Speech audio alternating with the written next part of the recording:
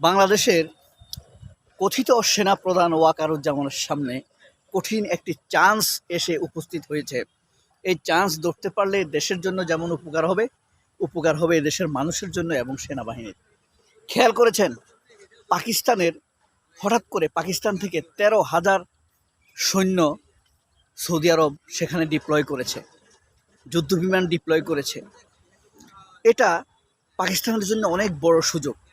শুধুমাত্র পাকিস্তানের জন্য, পাকিস্তানের সেনাবাহিনীর সাথে যোগাযোগ বা ডিপ্লোম্যাটিক কমিউনিকেশনটা ঠিক রাখলেই বাংলাদেশ এই চান্সটা ধরে নিতে পারবে। কারণ মধ্যপ্রাচ্যে কাতার আছে, কুয়েত আছে, আরব আমিরাত আছে। আরব আমিরাত কিন্তু আবার পাকিস্তানকে পছন্দ করছে না। এই চান্সটা কিন্তু বিএনপি নিতে পারে।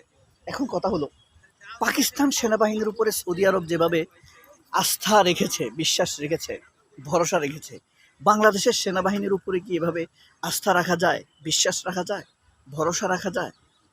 বাংলাদেশের সেনাবাহিনী ভারতের সাথে এখন অ্যালাইড, অথবা ভারতের কথার বাইরে যেতে পারে না। এ কথা সারা বিশ্বে ছড়িয়ে গিয়েছে এবং এই জিনিসটি বাংলাদেশের সেনাবাহিনীকে অবিশ্বস্ত বাহিনীতে পরিণত করেছে। যে বাংলাদেশের সেনাবাহিনীকে যদি কেউ নেয় তাহলে সেখানে তারা ভারতে সব তথ্য পাচার করে দিবে। আবার ঠিক ভারতের সেনাবাহিনীও পৃথিবীতে কিন্তু এমনটা অবিশ্বস্ত। তারা মনে করে ভারতের সেনাবাহিনীর কোনো লোককে যদি তারা জায়গা দেয় তাহলে তারা ইসরায়েলের কাছে সব পাচার করে দেবে।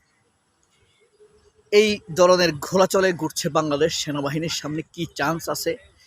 পাকিস্তান সেনাবাহিনীর উপরে কেন সৌদি আরব এত ভরসা রাখলো? এইসব নিয়ে আলোচনা করব আজকের ভিডিওতে। আশা করি শেষ পর্যন্ত থাকবেন। একটা জিনিস খেয়াল করেছেন, ইরান আমেরিকা যুদ্ধের পর সৌদি আরব আমেরিকার উপর আর ভরসা রাখতে পারছে না। এদিকে আবার আরব আমিরাতের সাথে আমেরিকার অতি ঘনিষ্ঠতা বাড়াতে গিয়ে পাকিস্তানের সাথে দূরত্ব তৈরি হয়েছে। অর্থাৎ আরব আমিরাত একটি নতুন বলয়ে ঢুকতে চাইছে, কিন্তু নতুন বলয়ে ঢুকতে গিয়ে ভারতের মতো সেনাবাহিনীর কাছে কিন্তু তারা ডিপেন্ড করতে পারছে না, ভরসা রাখতে পারছে না। আছে মধ্যম টাইপের দেশ হিসাবে বাংলাদেশ, যদি তারা তাদের বিশ্বস্ততা বজায় রাখতে পারে, বিশ্বাসটিকে বজায় রাখতে পারে। বাংলাদেশকে মধ্যম বলছি কেন? মুসলিম দেশ হলেও বাংলাদেশ কিন্তু সেকুলার স্টেট। মুসলমানদের নিরাপত্তা নাই বাংলাদেশে। ভারতে মুসলমানরা যেভাবে নির্যাতিত, বাংলাদেশেও মুসলমানরা সেভাবে নির্যাতিত। ভারতের সাংবাদিকরা বাংলাদেশের মুসলমানদের যেভাবে উগ্র জঙ্গি বলে, বাংলাদেশের মিডিয়াও বাংলাদেশের মুসলমানদেরকে উগ্র জঙ্গি বলে।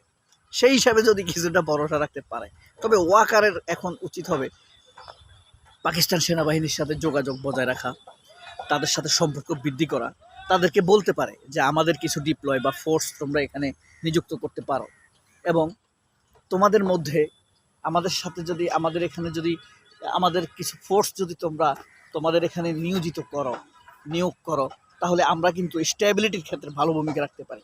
বাংলাদেশ সেনাবাহিনী পাকিস্তানের মতো হয়তো যুদ্ধ করতে পারবে না, কিন্তু স্টেবিলিটির ক্ষেত্রে যুদ্ধ উত্তর পরিস্থিতিকে সামাল দেওয়ার জন্য, অথবা মানে নিজস্ব গৃহকন্দল বিবাদ দূর করার জন্য বাংলাদেশের সেনাবাহিনী খুব ভালো কাজ করে।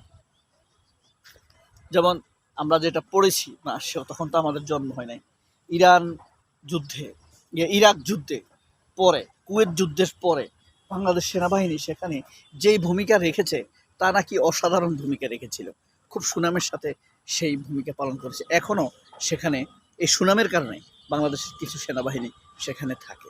এরপরেই বাংলাদেশ সেনাবাহিনীর বিদেশি মিশনে অন্তর্ভুক্তির পরিমাণ আরও বেড়ে গিয়েছে এবং প্রায় 9 থেকে 10 বছর শীর্ষ পর্যায়ে ছিল, এখন আবার কমতে শুরু করেছে বিভিন্ন কারণে। এখন যদি যেমন আমরা কয়েকটা চান্স দিতে পারি, কিন্তু আমাদের ওয়াকারের পাশার মধ্যে তো পুরা চেতনা, মুক্তিযুদ্ধের চেতনা, সেকুলার চেতনা, তার পকেটের রবীন্দ্রনাথ গালে ভরা হইল তার এই স্বাধীনতার চেতনা, পাশায় ভরা মুক্তিযুদ্ধের চেতনা, পেটে ভরা তার সেকুলারের চেতনা, শেখ হাসিনার চেতনা। এগুলো নিয়ে কি আর মানুষ আসলে ভালো কিছু করতে পারে? তার ভাবভঙ্গি দেখলে তো তার মনে হয় যে তার অহংকার ঝরে পড়ে চারপাশ থেকে। এই পোশাক তার জন্য মানানসই না। ও একটা মাদারচোদ। এরা কি সেই সুযোগ ধরতে পারবে কিনা, অথবা দেশের জন্য তারা এই কূটনীতিক চালাবে কিনা, অথবা ভারত বাধা দিলে তারা কি সেই পথে যাবে কিনা, সেটিও দেখার বিষয়। অথবা যদি যায়ও পরবর্তীতে ভারতের কমান্ড মতো চলতে গিয়ে সেখানকার গোপন তথ্য পাচার করে দিতে গিয়ে যদি ধরা খেয়ে যায়, বা দুবাইয়ের কাছে বা আরব আমিরাতের কাছে, কুয়েতের কাছে যদি অবিশ্বস্ত বাহিনীতে পরিণত হয়, তাহলে কি হবে? পাকিস্তানে শুধুমাত্র যে পাকিস্তানের কাছ থেকে 13,000 সৈন্য চাইছে তাই নয়, নিয়েছে তাই নয়, 34টি যুদ্ধ বিমান নিছে, 6টি কার্গো নিছে সেখানে। এখন কথা হলো, যেখানে আমেরিকার ঘাঁটি ছিল সেখানে পাকিস্তান ঘাঁটি কেন গেল? এখানে একটা চমৎকার কারণ আছে, সেটা হলো ইরান কিন্তু আমেরিকান ঘাঁটিগুলোতে হামলা করে এবং সেখানে আমেরিকান ঘাঁটি তছনছ করে দিয়েছে।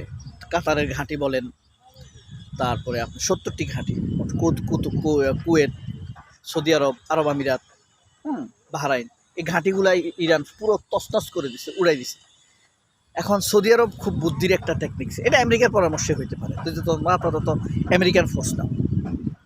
আমেরিকান ফোর্স হলে কী হবে? আমেরিকান ফোর্সের বিরুদ্ধে ইরান হামলা করবে না। কারণ কি? একদিক দিয়ে একটা ডিপ্লোম্যাটিক অ্যালাই হয়েছে, ইরানের সাথে সুসম্পর্ক হয়েছে এই যুদ্ধ থামানোর ব্যাপারে। আরেক দিক দিয়ে হলে এমনিতেই এই ইরানের সাথে পাকিস্তানের সম্পর্ক ভালো, কূটনৈতিকভাবেও ভালো, রাজনৈতিকভাবেও ভালো, আন্তরিকভাবেও ভালো। এর কারণ হলো পাকিস্তানে কিন্তু প্রায় 40% শিয়া রয়েছে। হ্যাঁ, ইরান চাইলে পাকিস্তানে একটা দাঙ্গা হাঙ্গামা বাজায় দিতে পারে, শিয়াদের প্রতি শিয়াদের যে আনুগত্য, এই কারণে পাকিস্তান ইরানের সাথে ঝামেলা করবে না। ইরানও বিশ্বাস করে যে পাকিস্তান তাদের লগে ঝামেলা করবে না। আর ইরানের কমিটমেন্ট হলো আমেরিকার স্বার্থে তারা হামলা করবে, আমেরিকান ঘাঁটিতে হামলা করবে, পাকিস্তানের ঘাঁটিতে হামলা করবে না। সুতরাং এখানে পাকিস্তানের ঘাঁটি খুব নিরাপদ। পাকিস্তানের সাথে সম্পর্ক রেখে যদি 2-4-5 হাজার আর্মি সেখানে নিয়োজিত করা যায়, তাহলে বাংলাদেশের আর্মি উপকৃত হবে।